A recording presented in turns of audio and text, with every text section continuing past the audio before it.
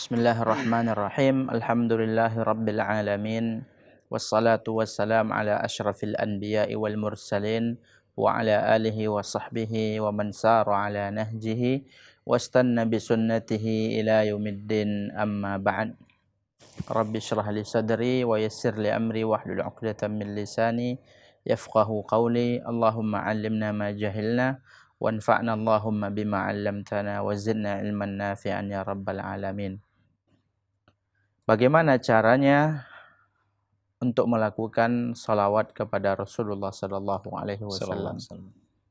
Sebagaimana disebutkan oleh saudara kita yang bertanya tadi pada pertanyaannya, beliau menyebutkan bahwasanya bersalawat itu adalah suatu amalan yang sangat dianjurkan, dan itu memang demikian. Ya, jadi salah satu zikir yang seharusnya kita jaga dan seharusnya kita selalu ucapkan, terkhususnya ketika nama baginda Rasulullah Sallallahu Alaihi Wasallam disebutkan, adalah mengucapkan salawat dan salam kepada beliau Sallallahu Alaihi Wasallam.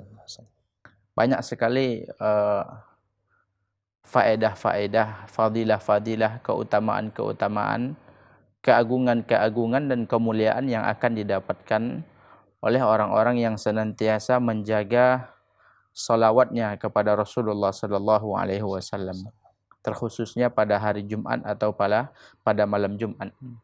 Banyak dalil-dalilnya, dan bahkan diancam oleh Rasulullah Sallallahu Alaihi Wasallam orang yang ketika nama Rasulullah disebutkan kemudian tidak bersalawat, ya, padahal dia ingat atau padahal dia sadar gitu akan keutamaannya, diancam dalam sebuah hadis, raghima anfun dzukirtu indahu falam yusalli alayya. Celakalah, terbenamlah batang hidungnya seorang yang namaku disebutkan, ya, di depannya, didengar olehnya namaku disebutkan Sallallahu Alaihi Wasallam, kemudian dia secara tidak sengaja, ya, dia mungkin ya padahal ingat, ya, lalai untuk melakukan salawat kepada Rasulullah, ya, kemudian dia ini akan mendapatkan ancaman seperti yang kita sebutkan tadi, nauzubillah. Dan sudah pernah juga kita sebutkan bahwasanya para ulama kita, yaitu Imam Ibnu Qayyim, telah mengarang sebuah buku.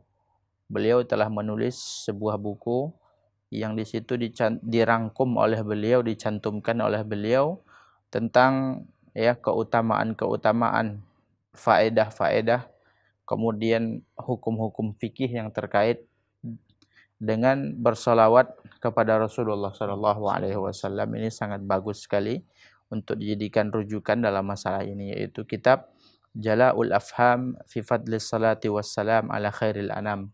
Ya, buku yang sangat tebal sekali.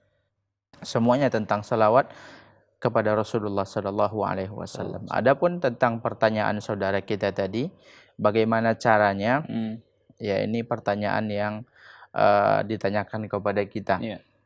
Caranya, ya, kalau seandainya salawat itu kita lakukan ketika salat, dan ini merupakan salah satu hal yang harus kita lakukan dalam salat, ya, bahkan itu termasuk rukun, ya, rukun salat. Ketika kita tahiyat akhir itu kita harus mengucapkan salawat kepada Rasulullah Sallallahu Alaihi Wasallam. Banyak sahabat yang meriwayatkan tentang redaksi atau nas salawat ini, dan yang paling masyhur adalah salawat Ibrahimiyah. Ini yang paling masyhur, ya. Ada beberapa sahabat yang meriwayatkan tentang salawat Ibrahimiyah ini, yang itu salawat yang lazim kita dengar, ya. Allahumma salli ala Muhammad wa ala ali Muhammad kama sallaita ala Ibrahim, ya, wa ala ali Ibrahim wa barik ala Muhammad wa ala ali Muhammad kama barakta ala Ibrahim innaka Hamidum Majid. Ya, kemudian juga ada yang dia tidak pakai ali Ibrahim, ya, Allahumma itu juga ada, ya, Allahumma salli ala Muhammad wa ala ali Muhammad kama sallaita ala Ibrahim wa barik ala Muhammad wa ala ali Muhammad kama barakta ala Ibrahim innaka Hamidum Majid.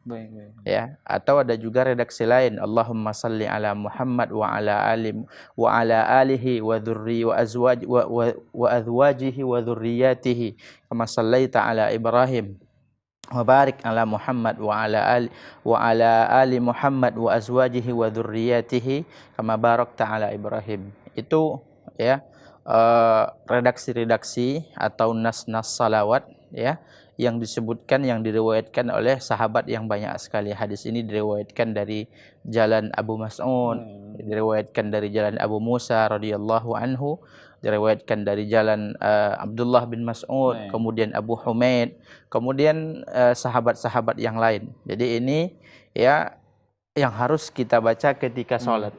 Kenapa demikian? Karena ketika sholat ini tentunya yang harus kita lakukan adalah membaca zikir-zikir yang memang sudah ada contohnya dari Rasulullah Shallallahu Alaihi Wasallam. Makanya para ulama membedakan ya tata cara sholawat ketika sholat dengan di luar sholat. Ya, kalau di luar sholat itu lebih singkat. Ya, boleh kita memilih Allahumma salli wa sallim wa barik alaihi atau sallallahu alaihi wasallam, itu juga boleh. Adapun ketika sholat itu seperti yang kita sebutkan tadi. Wallahu a'lam. Baik, jazakumullahu khairan.